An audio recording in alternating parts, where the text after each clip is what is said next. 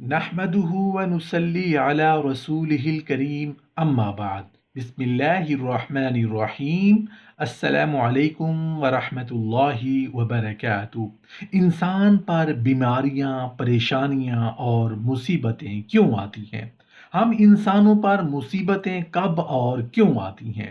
محترم ناظرین، حدیث پاک میں آتا ہے جس کا مفہوم کچھ اس طرح ہے کہ ہر صبح خوشیاں اللہ تعالیٰ کے سامنے ہاتھ باندھ کر کھڑی ہو جاتی ہیں کہ اے اللہ ہمارے لیے آج کیا فیصلہ ہے، اے اللہ ہمارے لیے کیا حکم ہے کہ آج کے دن ہم کس کی زندگی کی زینت بنیں گی، کس کی زندگی کو مالا مال کریں گی۔ تو اللہ تعالیٰ فرماتے ہیں کہ فلاں فلاں ظالمین اور مخالفین کے پاس چلی جاؤ، خوشیوں کے ان کے ہاں بھیج دیتے ہیں، یعنی خوشیاں ظالموں اور مخالفوں کی زندگی کو زینت بخشتی ہیں۔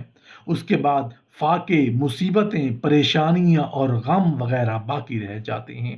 اللہ تعالیٰ فرماتے ہیں کہ اچھا تم میرے پیاروں کے پاس چلے جاؤ، میرے پسندیدہ لوگوں کے پاس چلے جاؤ۔ حدیث پاک میں آیا ہے کہ جس بندے کو اللہ اور اس کے رسول سے محبت ہو اس پر پریشانیاں اس طرح آئیں گی جس طرح پانی ڈھلوان کی طرف تیزی کے ساتھ چلتا ہے۔ نیکی اور دینداری کی زندگی میں یہ پریشانیاں تو آتی ہی ہیں۔ اللہ پاک فرماتا ہے کہ جب میں کسی بندہ پر میں رحم کرنا چاہتا ہوں تو اس نے جس قدر گناہ کیے ہوتے ہیں ان کے بدلے میں اس کو بیمار کرتا ہوں، اس کے گھر پر مصیبت نازل کرتا ہوں، اس کی روزی تنگ کرتا ہوں تاکہ اس کے گناہوں کا کفارہ ہو جائے۔ پھر اگر کچھ گناہ باقی رہ گئے تو موت کے وقت اس پر سختی کرتا ہوں، یہاں تک کہ جب وہ میرے پاس آتا ہے تو گناہوں سے ایسا پاک اور صاف ہو کر آتا ہے کہ گویا اسی دن ماں کے پیٹ سے پیدا ہوا ہے۔ اور جب کسی بندہ کو میں عذاب کرنا چاہتا ہوں اس نے جس قدر نیکی کی ہے سب کے بدلے اس کو تندرست کرتا ہوں، اس کی روزی زیادہ کرتا ہوں، اس کے گھر میں امن قائم کرتا ہوں۔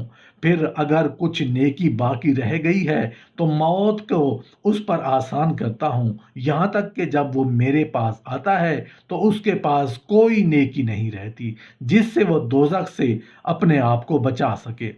ایک شخص حضرت علی کرم اللہ وجہ الکریم کی خدمت میں پیش ہوا اور کہنے لگا، یا علی، آپ رضی اللہ عنہ فرماتے ہیں کہ اللہ تعالیٰ نے زمین پر ہزاروں نعمتیں انسانوں کے لیے پیدا کی، تو یہ دکھ تکلیف اللہ تعالیٰ نے کیوں پیدا کی؟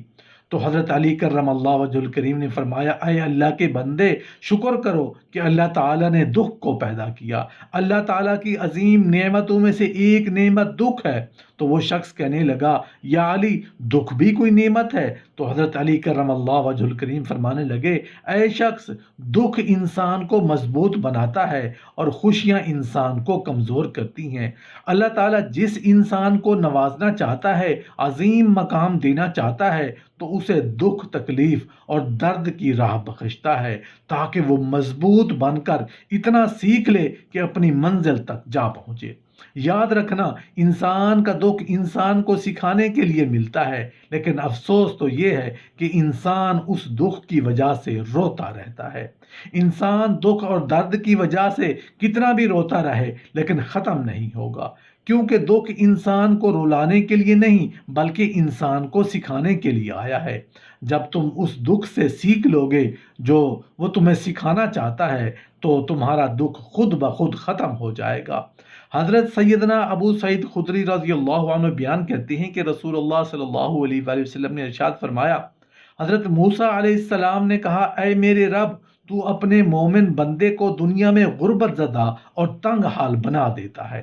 اتنے میں حضرت موسیٰ علیہ السلام کے لیے جنت کا دروازہ کھول دیا گیا اور وہ اس کی طرف دیکھنے لگے۔ پھر اللہ تعالیٰ نے کہا، اے موسیٰ، یہ جنت میں نے اسی مومن کے لیے تیار کی ہے۔ پھر حضرت موسیٰ علیہ السلام نے کہا، اے میرے رب، تیری عزت کی قسم، تیرے جلال کی قسم، اگر یہ اس مومن کے دونوں ہاتھ اور پاؤں کٹے ہوئے ہیں اور پھر اس کو اس کے یوم ولادت سے روز قیامت تک چہرے کے بل گھسیٹتے جاتا رہے، لیکن اس کا انجام جنت ہو تو وہ یوں سمجھے گا کہ اس نے کبھی کوئی تنگی نہیں دیکھی۔ پھر حضرت موسیٰ علیہ السلام نے کہا، اے میرے رب، تو نے اپنے کافر بندے کے لیے دنیا میں بڑی وسعت پیدا کی ہے۔ اتنے میں حضرت موسیٰ علیہ السلام کے لیے جہنم کی طرف ایک دروازہ کھولا گیا اور ان سے کہا گیا، اے موسیٰ علیہ السلام، یہ جہنم اسی کافر کے لیے تیار کی ہے۔ حضرت موسیٰ علیہ السلام نے کہا، اے میرے رب، تیری عزت و جلال کی قسم، اگر اس کو اس کے یوم تخلیق سے روز قیامت تک پوری دنیا دے دی جائے لیکن اس کا انجام یہ ہو تو وہ یوں سمجھے گا کہ اس نے کبھی کوئی بھلائی نہیں دیکھی۔ حضرت عامر رضی اللہ عنہ بیان کرتے ہیں کہ موسیٰ علیہ السلام نے فرمایا، امراض اور ان کے ثواب کا ذکر کیا تو فرمایا، جب مومن کو کوئی بیماری لاحق ہوتی ہے اور پھر اللہ تعالیٰ سے عافیت اور صحت عطا فرما دیتا ہے تو وہ موت سابقہ گناہوں کا کفارہ ہے اور مستقبل کے بارے میں واعظ و نصیحت بن جاتی ہے۔ اور جب منافق بیمار ہوتا ہے پھر اسے عافیت عطا کر دی جاتی ہے تو وہ اس اونٹ کی طرح ہوتا ہے جس سے اس کے گھر والوں نے باندھ رکھا ہو اور پھر انہوں نے اسے چھوڑ دیا۔ اسے پتہ نہیں ہوتا کہ انہوں نے اسے کیوں باندھا تھا اور کیوں چھوڑا تھا۔ اللہ تعالیٰ اپنے بندے کو مصیبتوں اور آزمائشوں سے امتحان لیتا ہے، جیسا کہ فرمان الہی ہے، ہم بطریق امتحان تم میں سے ہر ایک کو برائی اور بھلائی میں مبتلا کرتے ہیں اور تم سب ہماری طرف ہی لوٹائے جاؤ گے۔ جو کوئی اس امتحان میں کامیاب ہوگا جنت اس کا انعام ہوگی۔ اللہ تعالیٰ فرماتا ہے، کیا تم یہ سمجھ بیٹھے ہو کہ تم جنت میں چلے جاؤ گے؟ حالانکہ اب تک اللہ تعالیٰ نے یہ ظاہر نہیں کیا کہ تم میں سے جہاد کرنے والے کون ہیں اور صبر کرنے والے کون ہیں۔ یہ تو مسلمان کے ایمان کا جز اور حصہ ہے کہ وہ یقین رکھے کہ ہر چیز جو اللہ تعالیٰ اپنے بندے کے لیے منتخب کرتا ہے، برائی یا بھلائی، خوشی یا غم، سب بندے کے فائدے کے لیے ہی ہے۔ اللہ تعالیٰ نے ہر انسان کے حق میں اتنی ہی مصیبتیں اور مشکلات لکھی ہیں جتنی اس کی استطاعت اور ایمانی قوت ہے۔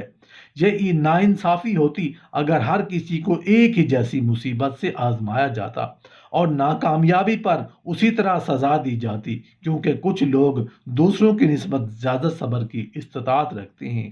یہ تو اللہ تعالیٰ کا انصاف اور اپنی مخلوق پر مہربانی اور شفقت اور رحم دلی ہے، جس کی بدولت وہ اپنے بندوں کو ان کی استطاعت کے مطابق آزماتا ہے اور اسی کے مطابق ان کی نافرمانی کے بدلے میں انہیں سزا بھی دیتا ہے۔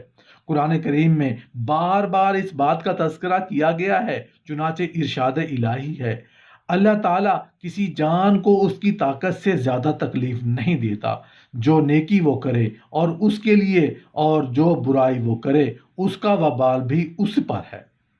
اس دنیا کی مصیبتیں یا اذیتیں جھیلنا آخرت کے سخت عذاب کے مقابلے میں بہت ہی کم اور غیر عام ہے۔ مزید برآں جب انسان مر جاتا ہے تو اس دنیا کی اذیتیں ختم ہو جاتی ہیں، مگر آخرت کی سزا دائمی ہے۔